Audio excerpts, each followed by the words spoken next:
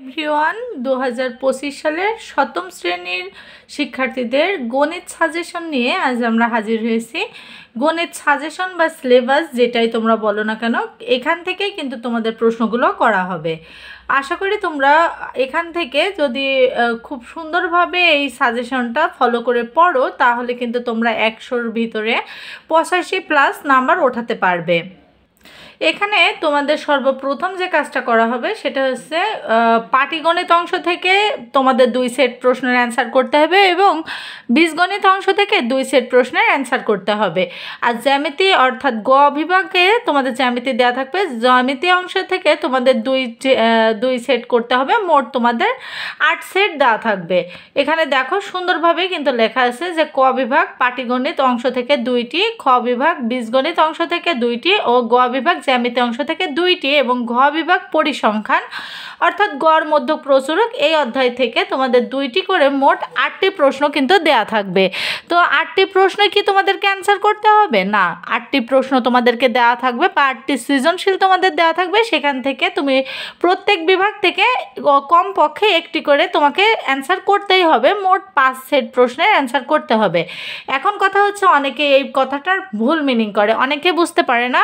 অনেকে বলে যে ম্যাম আছে 7টা বিভাগ, আপনি বলছেন প্রত্যেক বিভাগ থেকে একটা করে অ্যান্সার করতে হবে, তাহলে 5টা আমরা কিভাবে করব?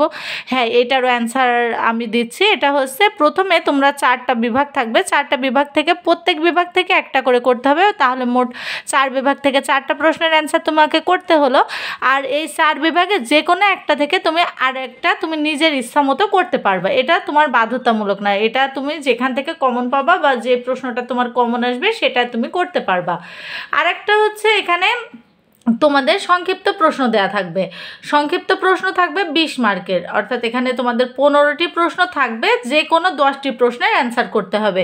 আর একটা প্রশ্নের জন্য তোমাদের 2 মার্ক করে দেওয়া হবে। তাহলে 10টা যদি সঠিক অ্যান্সার করতে পারো তাহলে কিন্তু তোমরা 20 মার্ক পেয়ে যাবে।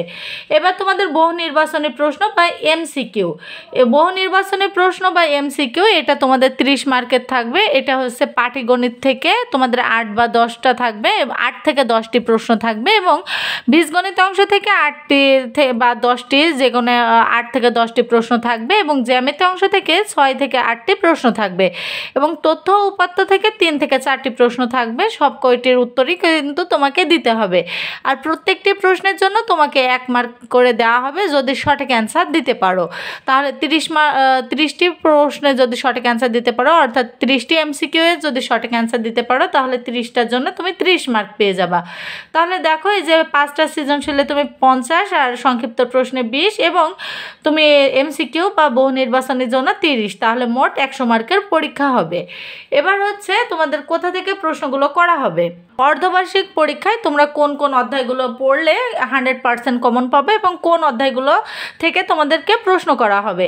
প্রথমে দেখো পাটিগণিতের প্রথম অধ্যায় এবং দ্বিতীয় অধ্যায়ে তোমাদের অর্ধবার্ষিকে নেওয়া হয়েছে। তো প্রথম অধ্যায়ের মূলদ অমূলদ সংখ্যা এটার 1.1 থেকে প্রশ্ন করা হবে এবং দ্বিতীয় অধ্যায় সমানুপাত ও লাভ ক্ষতির এই অধ্যায় থেকে 2.1 এবং 2.2 এই 2টা অধ্যায় তোমাদের দেওয়া আছে।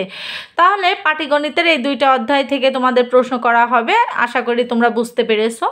এবার তোমাদের এই যে বীজগণিত অংশ, বীজগণিতে তোমাদের 4র্থ অধ্যায়, 5ম অধ্যায়, 6ষ্ঠ অধ্যায় ও 7ম অধ্যায় এই 3টা থেকে প্রশ্ন করা হবে।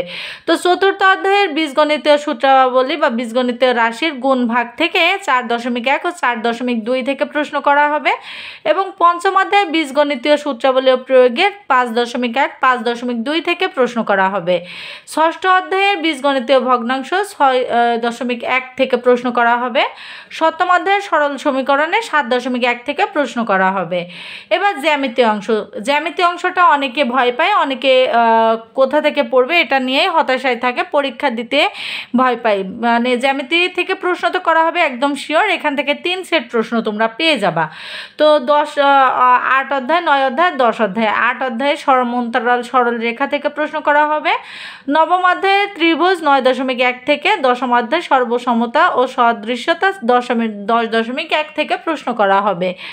আর পরিসংখ্যানের 11 অধ্যায় থেকে তোমাদের তথ্য উপাত্ত থেকে প্রশ্ন করা হবে। এখান থেকে কিন্তু তোমরা 2 সেট প্রশ্ন পেয়ে যাবা, একদম ইজিলি 2 সেট প্রশ্ন পেয়ে যাবা।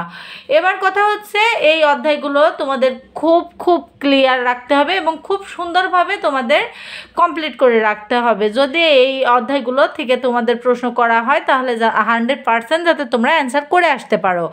এবার হচ্ছে এই অধ্যায়গুলো যারা বুঝতে পারো না বা কিভাবে করবা, কোন অঙ্কগুলো আরও বেশি ইম্পর্টেন্ট, বা এই অধ্যায়গুলো থেকেও কোন টপিকের উপরে বেশি প্রশ্ন করা হয় সেই সংক্রান্ত প্রশ্ন যদি থেকে থাকে তাহলে অবশ্যই আমাদের চ্যানেলের এই অধ্যায়ে প্রত্যেকটা অধ্যায়ের প্রশ্ন দেওয়া আছে, প্রত্যেকটা অধ্যায়ের ভিডিও দেওয়া আছে, তোমরা সেখান থেকে দেখে নিতে পারো। প্লেলিস্ট আকারে আমাদের চ্যানেলেই দেওয়া আছে।